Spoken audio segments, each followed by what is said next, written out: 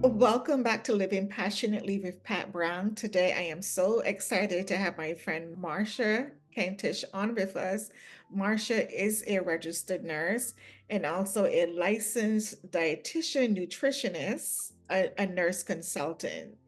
And today we are talking about that little dirty secret known as menopause. Welcome, Marcia. Thank you, Pat. It's such a pleasure to be here with you. Awesome. It's really good to see you.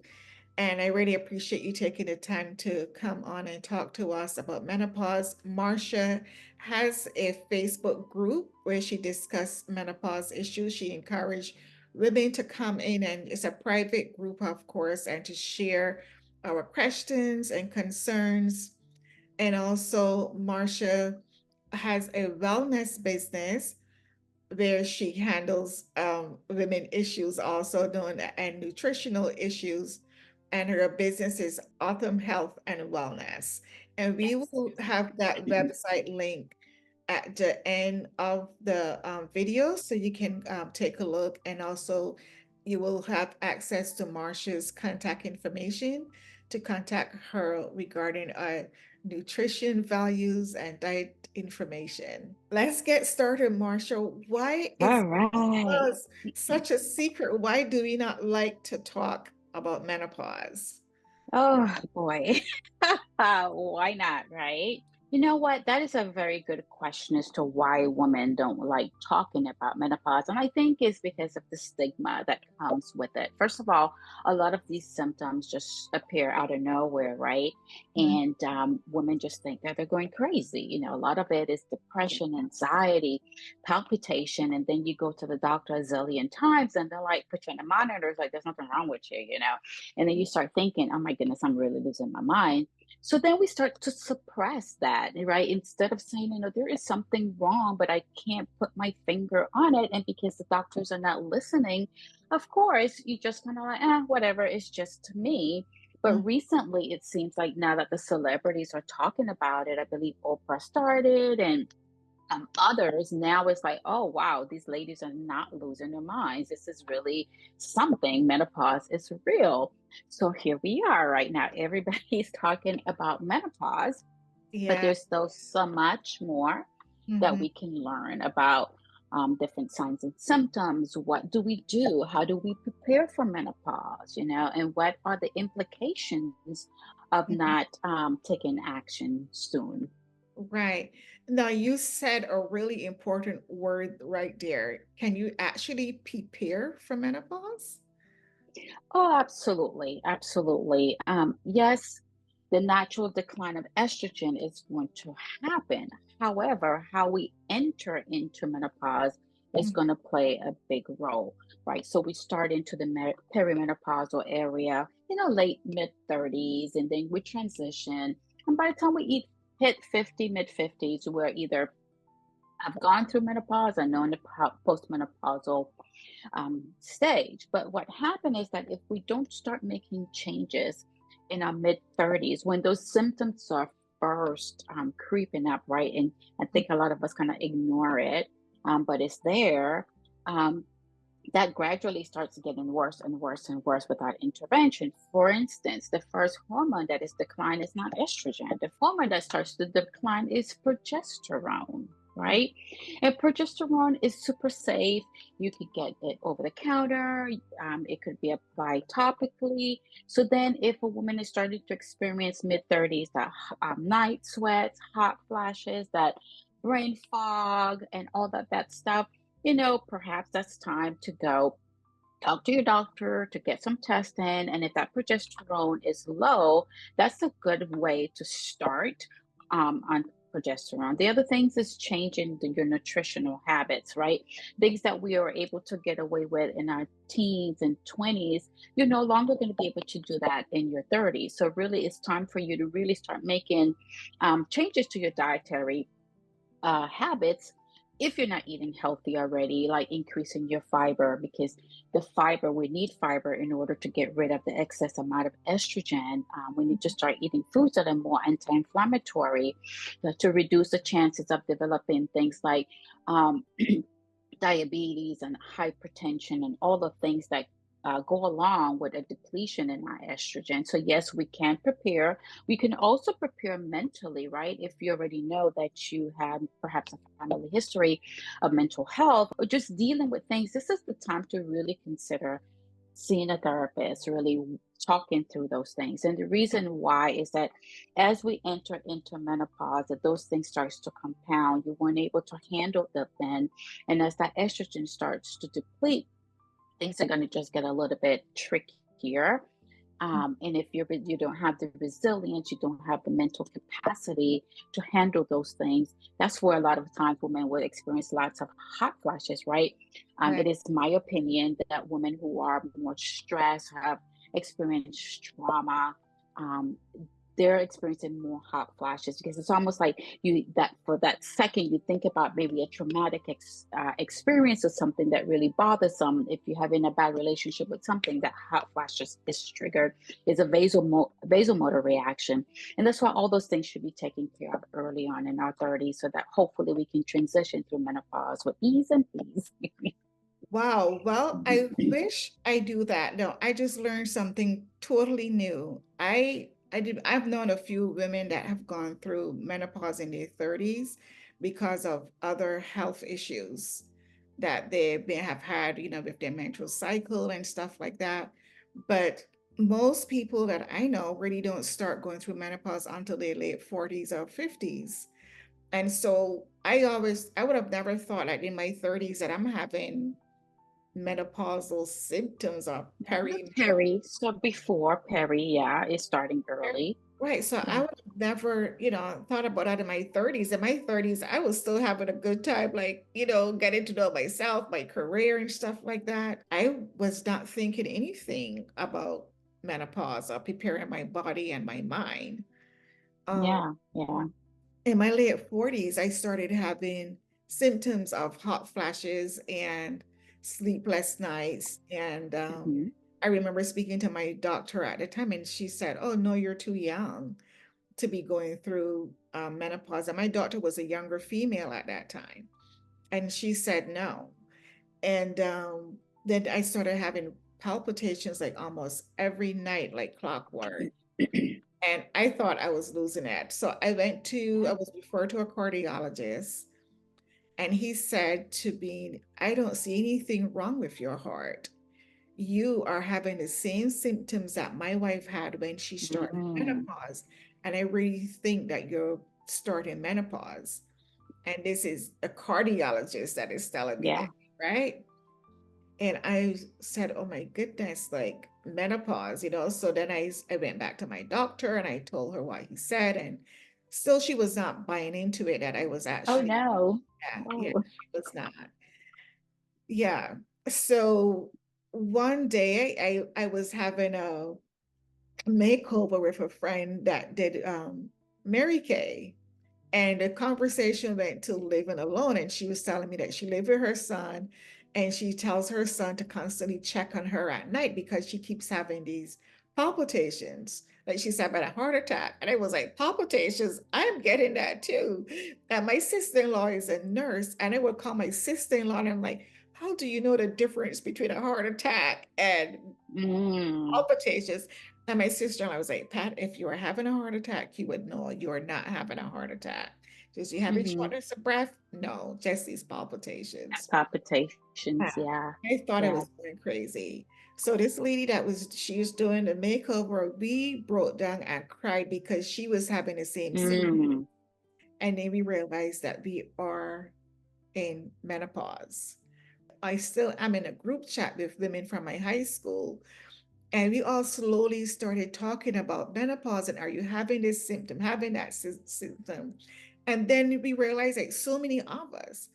And that was like the saving grace that we were able to talk in this group freely, of right. course, with some women. And I started asking some cousins, and I had cousins that had no symptoms of hot flashes that were my age or older. And then there were others that were having hot flashes, but people don't really talk about it. The hair loss, the weight gain, the Mhm. midsection stuff, and all of that, the anxiety and everything that comes with it. Like people Yeah, don't really talk about it and share these experiences. So right. I really appreciate you, telling us, and especially that women in their 30s can start preparing their bodies mentally and physically to, Absolutely. wow, I never know that, do that. So thank you. Oh, So yeah, absolutely. then just tell us a little bit more about the estrogen levels and if there's anything we can do to help with that.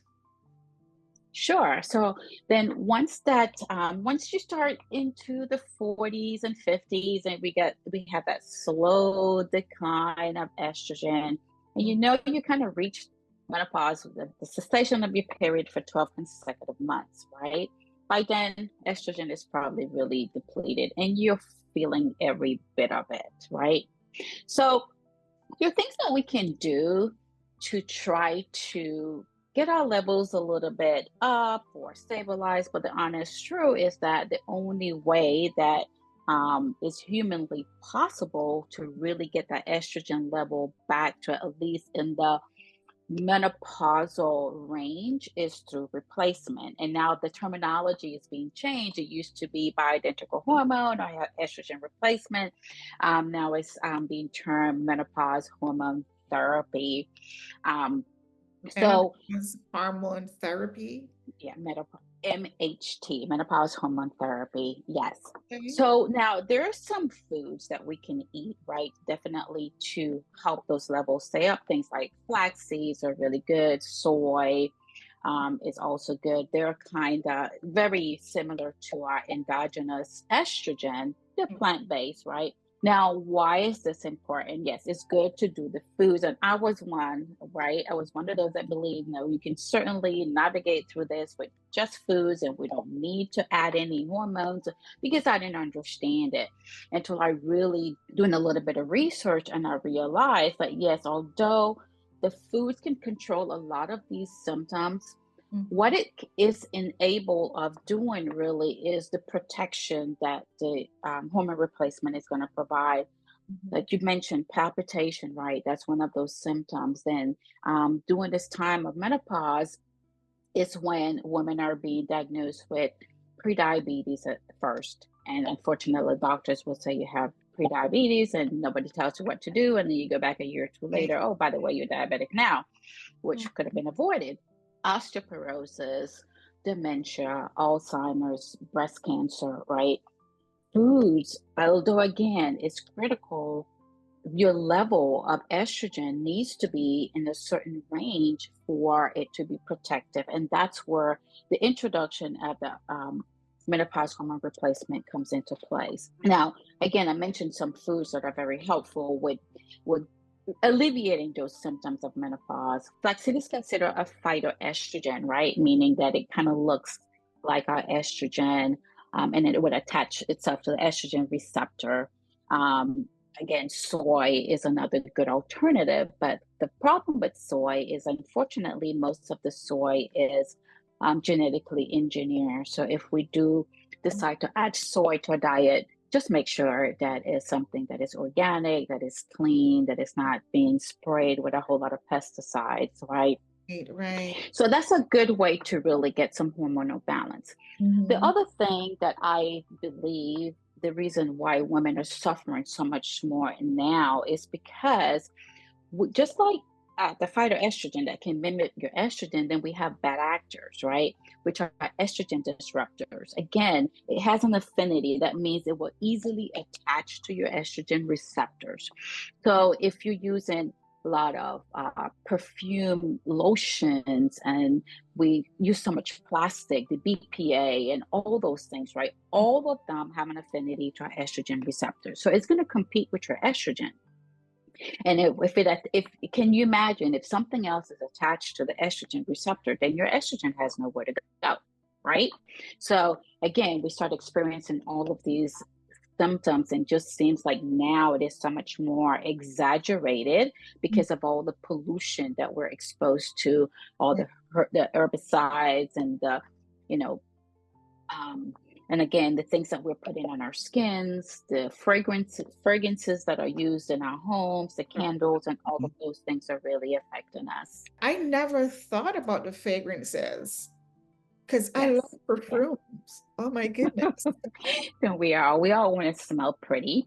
Yeah. But what I tell my patients, right, we have to choose our poison. Okay. As females, right? We get up in the morning, we start out with the face wash, with the moisturizer, and then all of the makeup, the mascara, the eyeliner, the lipstick, right? Yeah. So all of these things are layers of toxins if we're not using a clean product. So if you overall using a lot of clean products, say all your facial things are clean, your makeup is clean, you make sure that you're not using a lot of perfumey things, from the laundry detergent to all those things, and you do your best Body to eliminate wash. as much as possible, that What? perfume is going to be okay.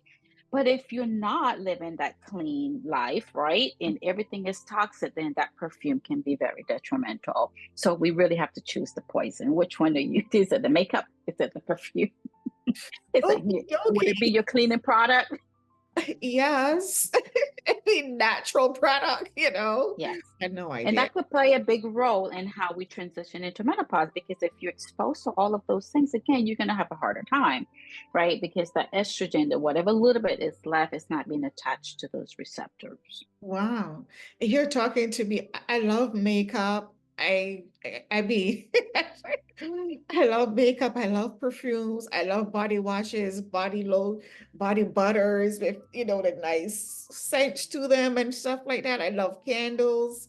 And you're telling me that all of that has an effect on Yeah, the you just have to find a clean brand, and it's possible to find clean brands and still enjoy them. But yeah, you just Wow. have to be super careful. Okie dokie. Thank you, Marsha. Sorry. I appreciate the education. Like I said, we're always learning. And I can tell you, I am tired of these hot flashes because I've had periods where I did not have any, and I'm like, oh, I think maybe it's over. And then all of a sudden, like, Mm, triggers it and forget about stress. When I'm stressed, I know when I do not sleep well, which happens quite often. I mean, I have given up like spicy foods. I used to love like hmm spicy foods, like Indian food is my favorite. I grew up on curry. I love curry stuff. And I realized that things like that triggers my Triggers. hot hmm flashes. Yeah, Absolutely. Yeah. And that's important to finding those triggers and eliminating them. Alcohol, it can be a big trigger for many as well. definitely. I had to quit the red wine, like my weekly bottle. It's a girl's life. It's part of I know. I know. all these changes as our lovely bodies mature. But we're going to talk about how we can live through this and still live passionately and be ourselves. So, the first thing for me is that I am going to go out and get a cleaner makeup brand. That's the Yes. number one thing. And also reduce the perfumes, which might not be a bad thing because they're becoming so expensive. hmm Yeah, I definitely can look for alternatives. Yeah, and a good place to start is visiting EWG. And that's a website that you can plug in the brand of makeup of your um, skin products. You could just plug that information in there, and it's going to give you a rating. It's going to let you know, okay, you got to throw this in the trash like yesterday, or it's okay. You can continue to use it until you run out, but here's a better brand to replace it with. And So then, shampoos, anything, you can just plug it in there and you'll find that information on the web. What can we do to really help transition? Again, yeah, let's start it on the fiber, right? We need to right. make sure that we're getting enough fiber in our diet. And for female, at least 25 grams of fiber a day. And that could be anything, flax seeds, your beans, chia seed. Well, chia seed is also omega 3. But these are things that you want to start incorporating. Why is that important? Because once your body breaks down the estrogen and it needs to eliminate that estrogen, you need the fiber to bind the estrogen to get it out of your system, right? And this is where a lot of women run into problems. And now you end up with an excess amount of estrogen. Then you think, well, isn't that a good thing? No, because that is estrogen that has been used up and Mm-hmm. is tagged for it to be excreted out of the body. And when that continues to recycle, then we run into trouble. And again, we start having a lot of female type issues. So that's one thing, to make sure that we have enough fiber in the diet. That's what the fiber does. It excretes that. It really, yeah, it bulks up that stool, right? And it pretty much, the fiber is going to, let's see, let's think about a magnet, right? You have a magnet and you want that magnet to all Okay. the Yeah. yeah. So the fiber is going to do that. It's going to help eliminate all the toxins, all the things that we no longer need and needs to be excreted out of your system. Okay. Um, so that is one way of making sure that you have adequate hormonal balance.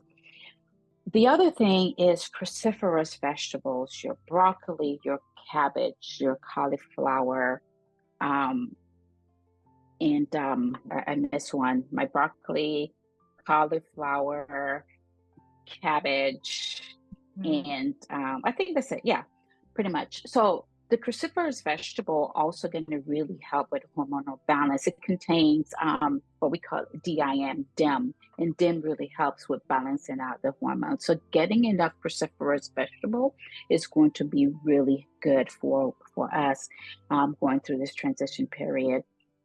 Of course, anti-inflammatory type foods or antioxidant type foods. So your berries, your blueberries, raspberries, Yeah. um, your fish oil, all of those things are going to be anti-inflammatory, right? Which will help with the aches and pain that we start feeling at the elbow, the knees, the shoulder.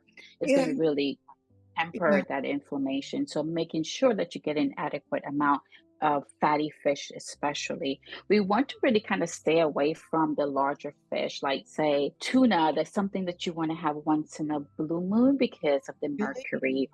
Even the salmon, you have to be careful.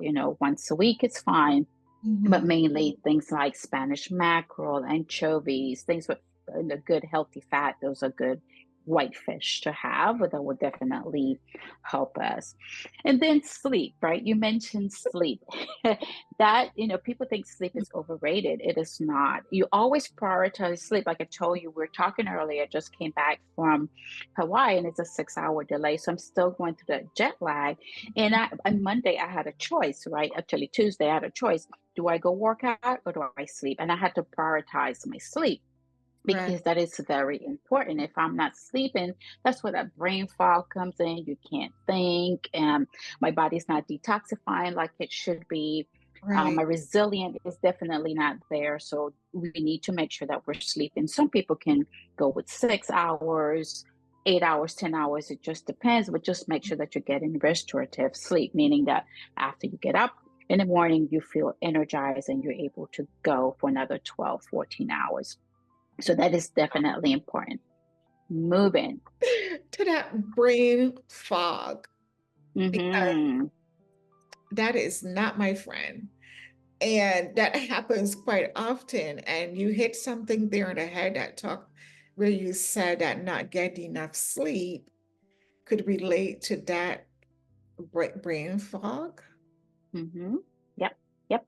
So our brain detox at night, right? So it's getting rid, just like the entire body. It's getting rid of all these things that it's no longer needs at the brain as well. At night, that's when we get rid of all the things that is no longer needed. And if you're not getting adequate sleep, restful sleep, right, that cycle is broken.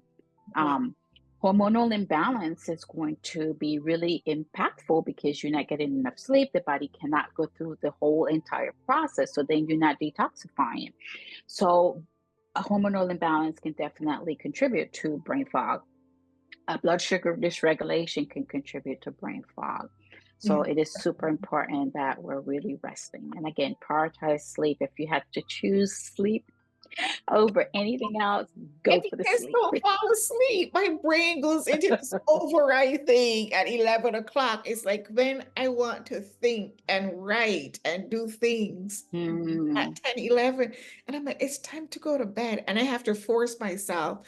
And then, of course, what do we do? We get on social media, and then you start yes. to swipe and swipe and swipe. And to me, that also affects you going to sleep too. Oh, absolutely, because of the light, right? So, back before we had lights, it got dark, people had to go to sleep. You And turn off the that's the lights. body telling you Yeah. melatonin, right? In the Mhm. darkness, that's when the melatonin is increased and it helps us sleep.